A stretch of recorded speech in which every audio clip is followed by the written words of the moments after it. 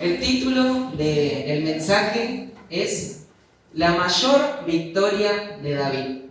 El Salmo 51 es la historia de un hombre desesperado que ha estado en la pelea de su vida, ha estado en la batalla de su vida.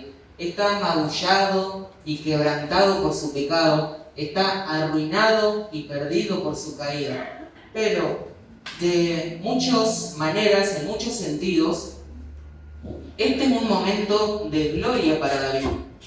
Se podría decir que él tuvo una gloriosa caída. Si yo le preguntara a usted, ¿cuál fue la mayor victoria de David? Probablemente, como yo, su respuesta intuitiva sería, bueno, la mayor victoria de David fue con el gigante. La mayor victoria de David fue con Goliat. El Salmo 51 es la mayor victoria de David. Es la mayor victoria de David que Dios le da en su corazón sobre el pecado y su pasado. Esta es una historia familiar. El escenario es 2 Samuel, capítulos 11 y 12. Los israelitas estaban en guerra. David realmente debería haber estado con ellos en la guerra, pero no, está en casa, cómodo en el palacio, y ve a una mujer bañándose en la azotea de su casa, Betsabé. La trae, la deja embarazada y luego, para encubrirlo, tiene a su esposo, Urías, uno de los más leales y mejores soldados que él tenía. ¿Qué hace? Lo manda a la guerra a morir. Y durante al menos 9 meses, David tiene la conciencia tranquila. Y en el capítulo 12 de 2 Samuel, Dios fuerza el problema y Natán confronta a David. Y del resultado de esta confrontación, David escribió este salmo de arrepentimiento. Entonces, si estás aquí hoy, esta tarde, y estás herido por tu pecado, si estás acá cargando con tu pasado, si estás esta tarde aquí abatido por tu pecado, estás con culpa y con vergüenza, este salmo es para ti. El Salmo 51, según Sinclair Ferguson, es una estrella guía que nos lleva a comprender el Evangelio. Es una estrella que nos guía a comprender nuestro gran pecado y nuestro gran Salvador. Entonces, en el Salmo 51 vemos un corazón que se endureció y se escondió hecho añicos y moldeado por la gracia de Dios. Vemos arrepentimiento, y esta tarde el tema podría decirse la anatomía del arrepentimiento. ¿Cómo sé si realmente me estoy arrepintiendo? ¿Cómo sé si Dios ha atravesado mi corazón endurecido y escondido? Y vemos en este salmo que van a suceder al menos 2 cosas. Hay una confesión y hay un cambio. Una confesión y un cambio. Entonces, primero vamos a ver qué confiesas en arrepentimiento. ¿Qué está confesando David en este salmo? Y luego, en segundo lugar, veremos a dónde te vuelves en arrepentimiento. A dónde se dirige, a dónde se vuelve David en este Salmo 51. Entonces, primero, ¿qué confiesas en arrepentimiento? La confesión es una de esas cosas que forman parte de la anatomía del arrepentimiento. A decir verdad, tenés que llamarlo como es para realmente arrepentirte. Y el arrepentimiento comienza con una confesión. Y el arrepentimiento de David acá en este salmo comienza también con una confesión.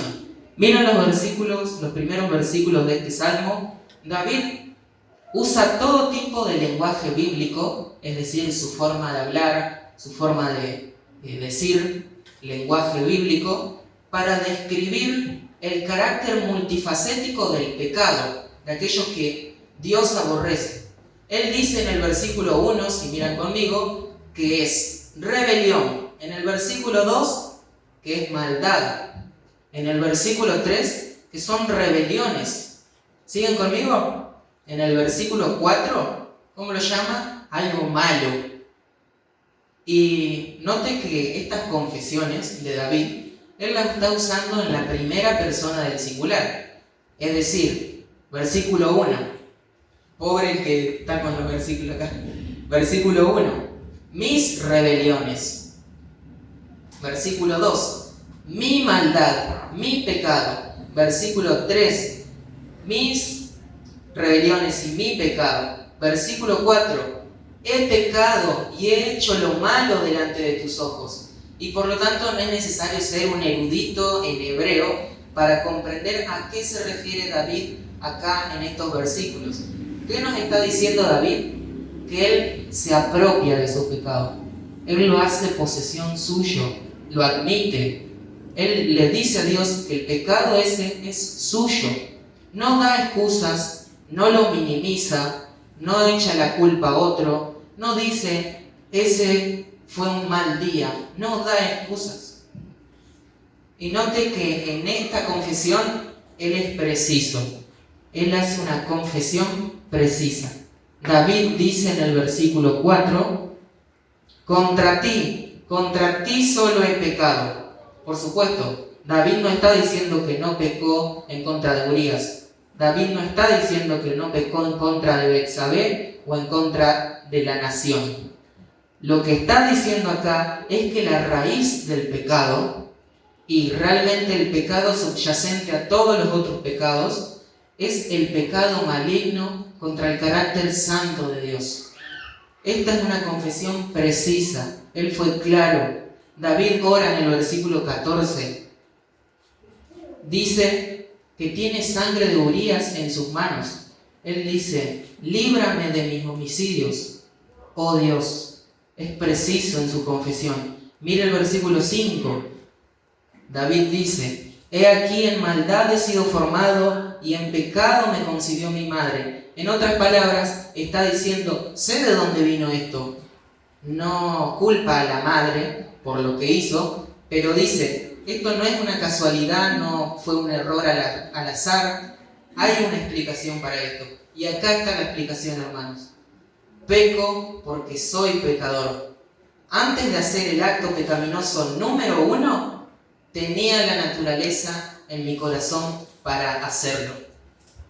Verá, este es el primer paso que hay que hacer y siempre es el paso más difícil.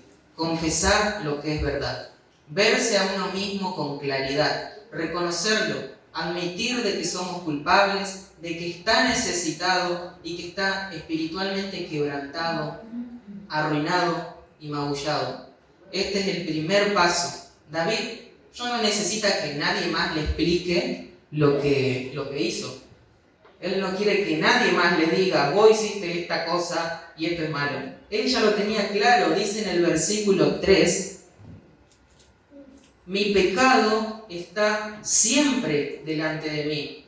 No menos de 18 veces en esta oración, David le ruega a Dios, líbrame, límpiame, ten piedad de mí, crea en mí, renueva en mí, manténme, sosténme, líbrame. Esta es la postura de un hombre que está necesitado, hermanos. Iglesia de la Gracia, ¿tiene la postura de necesidad de esta tarde? ¿Ves que estás necesitado, quebrantado, arruinado y magullado? Nuestras confesiones deberían parecerse a las de David. La confesión requiere que nosotros nos veamos tal cual somos y la debilidad y la necesidad que David está experimentando acá, nuevamente, es la derrota, pero es su magnífica derrota la que lo lleva a su victoria. Porque en esta derrota David se aferra a Dios, David se vuelve a Dios.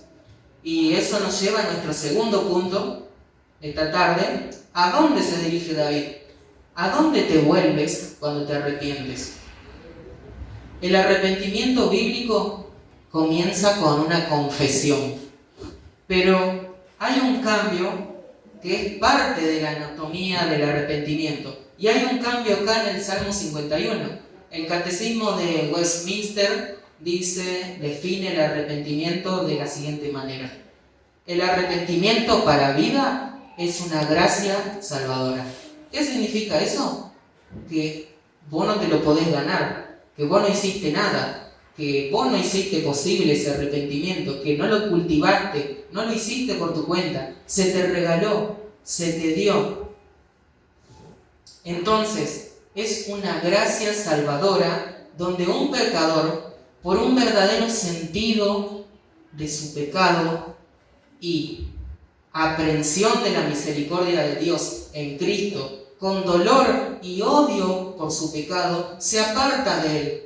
¿Hacia dónde se aparta? ¿A dónde va? Se vuelve de él a Dios, con pleno propósito y esforzándose en pos de una nueva obediencia. Verán, acá David se está volviendo, está regresando a Dios, se está aferrando a Dios. Miren el lenguaje del versículo 1. Él dice, ten piedad de mí, oh Dios. ¿Por qué? Él dice, conforme a tu misericordia. La súplica inicial que él hace es la forma de hablar de alguien que no tiene derecho a lo que pide. La forma de hablar es la de alguien que no puede reclamar el favor que está pidiendo. En otras palabras, David viene sin fichas de negociación y la base de la misericordia que está pidiendo no son sus obras, no son sus credenciales, no es su desempeño, su productividad o su fidelidad. La base de la misericordia que está pidiendo es algo en el carácter de Dios. Ten misericordia de mí según tu misericordia. Versículo 17. Observen lo que David dice. Los sacrificios de Dios son, ¿qué? No es una promesa de hacerlo mejor. No es una promesa de nunca más voy a hacer eso. No es una promesa de que ahora voy a equilibrar la balanza aportando obras. David dice, los sacrificios de Dios son el corazón contrito y humillado. No hay sacrificios, no hay holocaustos, no hay nada, solo un corazón contrito y humillado, quebrantado delante de Dios. ¿Recuerdan la parábola del hijo pródigo que se fue de su casa y estando en la miseria se arrepintió y volvió con su padre? El hijo descarriado se vuelve y se va a casa. Acá en el Salmo 51, el rey descarriado ha vuelto a casa. Se está volviendo a la misericordia de Dios. Y tal vez vos esta tarde quizás estás exhausto por tu pecado, por tu escondite, por tus alejamientos de Dios, por tus idas y vueltas. Y cómo te alejas de Dios. Y lo que querés, lo que anhelás es ser abrazado como el hijo pródigo. Anhelás estar en casa. Anhelás que Dios sea un escondite para vos. Si esa sos vos, si ese sos vos, una de las cosas más peligrosas que podés hacer con este texto y con tu pecado es irte de acá comprometido con tus estrategias y con tus formas de limpiar tu vida en lugar de aferrarte a Jesús, en lugar de volver a Jesús. Decíamos que David usa distintas maneras de hablar, usa distintos lenguajes. Quiero que mires por un momento los versículos 7 al 12. David se vuelve a Dios, se enfoca en su corazón y quiero que vean que hay un movimiento en su oración. Va de un lugar hacia otro.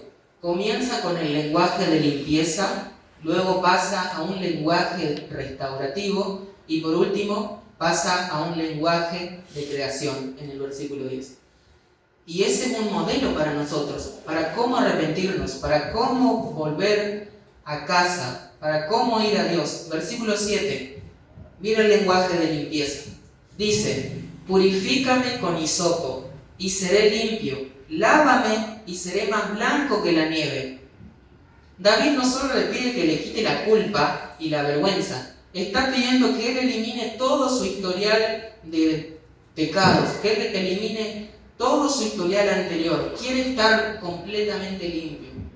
Y luego pasa al lenguaje restaurador. Dice en el versículo 8, hazme oír gozo y alegría. En el versículo 12, él dice, vuélveme el gozo de tu salvación. Este es un lenguaje de restauración. Jesús en la cruz, ¿en qué estaba pensando?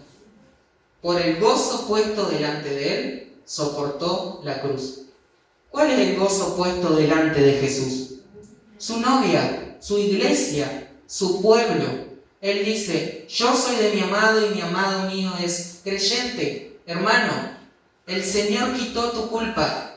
Él te ha lavado, te ha revestido de justicia, ha arrojado tu pecado a los más profundos mares, los ha alejado hasta el oriente del occidente. Él te ha limpiado, pero Él también se deleita en vos. Hay un anillo para vos, hay vestiduras para vos. Hay una fiesta a punto de comenzar en tu honor si tan solo volvieras a casa.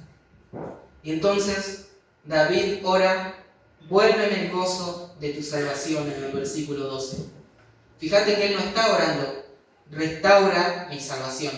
No es que perdió la salvación, él siempre tuvo la salvación. Al igual que en el versículo 11, él no está diciendo que podés perder tu salvación cuando dice, no quites de mí tu Santo Espíritu. ¿Recuerdan la historia de David en 1 Samuel capítulo 16, versículo 13, donde él es ungido como rey, él recibe una unción como rey, el Espíritu se precipita sobre él y así en el versículo 11 su oración es, no me quites tu unción, déjame terminar, no me quites tu unción. En el versículo 12 no está orando, restaura mi salvación. Él no la ha perdido, está orando, restaura mi gozo, restaura mi alegría. Tal vez esa sea una oración que necesitas hacer esta tarde hoy. Dios, vuélveme el gozo, restaura mi gozo. Trae tu vergüenza delante de Él, trae tu necesidad, trae tu corazón, tu desorden, tu corazón así roto como está. Ven tal como eres, el gozo del Señor será tu medicina. David dice que se recrearán los huesos que has abatido. Este es el lenguaje de restauración. Dice en el versículo 10, crea en mí, oh Dios, un corazón limpio. Este es un lenguaje de la creación. Ustedes recuerdan las palabras de Moisés en Génesis 1 para la creación. De Dios todas las cosas para sacar la luz de las tinieblas, para poner orden en el caos. David ora entonces, Señor, hazme eso, no me limpies simplemente, no solo restaures lo que teníamos, sino hazme completamente nuevo, dame un corazón nuevo, dame un amor nuevo por ti, dame una nueva confianza en ti. Y en el versículo 12, David está orando y dice, dame un espíritu noble y dispuesto. En otras palabras, ayúdame a amar lo que tú amas. Ayúdame a que tus pasiones sean mis pasiones, tus prioridades, mis prioridades. Ese es el lenguaje que David usa, el lenguaje de la creación. Vimos entonces primero la confesión de David. Vimos una postura de necesidad. David mira la palabra de Dios y se ve tal cual es, un pecador. Pone todas las cartas sobre la mesa y luego en segundo lugar vemos un cambio en la misericordia de Dios para la limpieza, la restauración y la nueva creación. ¿Y qué hacemos con eso? ¿Qué hacemos con todo eso? Tengo dos aplicaciones para nosotros para terminar en esta tarde. Lo primero es que si Dios ha roto tu corazón endurecido y escondido, tenés una historia que contar. Quiero que observen el versículo 13 y noten el entonces. Él dice, entonces enseñaré a los transgresores tus caminos y los pecadores se convertirán a ti.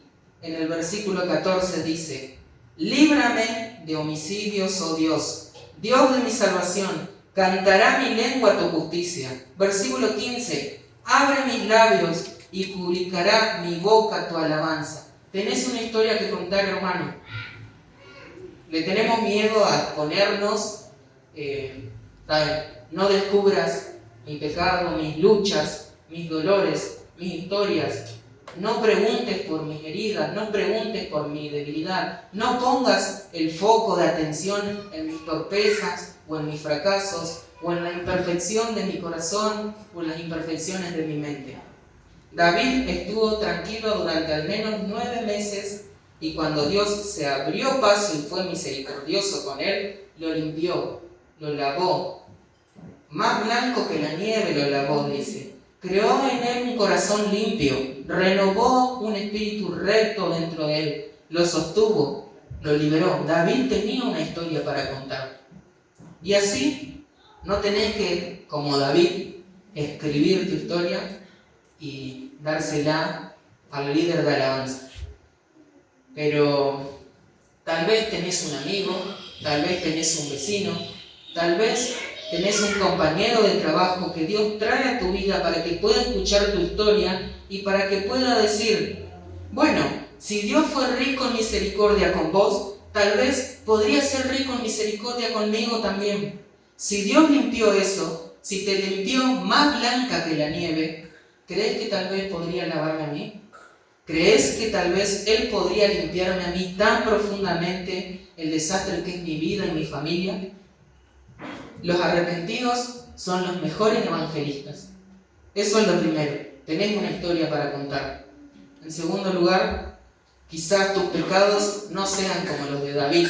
David cometió adulterio y estuvo involucrado en homicidio. Tal vez esos no sean tus pecados, pero tal vez aún son pesados para vos y anhelás estar limpio y anhelás ser más blanco que la nieve y tu corazón está endurecido, está escondido y todas esas cosas que estamos haciendo todavía te dejan frío, no tenés alegría. Entonces, ¿qué haces con eso? En segundo lugar, la segunda aplicación que quiero darles es que fijen sus ojos en Jesús. Tomá las súplicas y la oración dispersas de David acá en este salmo y cortalas y conectalas con tu vida y con la muerte de Cristo. Todo lo que David pide, todo lo que David encuentra, misericordia, limpieza, liberación, todo lo que pide a Dios se revirtió o se hizo contrario con Cristo en la cruz, con su propio Hijo, con otro Rey. El versículo 1, por ejemplo, cuando David suplica, él pide misericordia. Para Cristo no hubo misericordia. Jesús no recibió misericordia.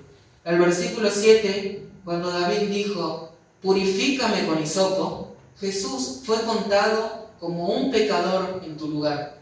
En el versículo 8, cuando David dice, hazme oír gozo y alegría, Jesús en la cruz dice, Padre, Dios mío, ¿por qué me has desamparado? Y no oye nada, no escucha, no hay gozo ni alegría. El Señor en la cruz ocupó tu lugar para que Dios, el Padre, hoy pueda llenarte de bendiciones, llenarte de gozo y alegría y restaurar tu vida. Fija tus ojos en Jesús. Que Dios nos bendiga, hermano.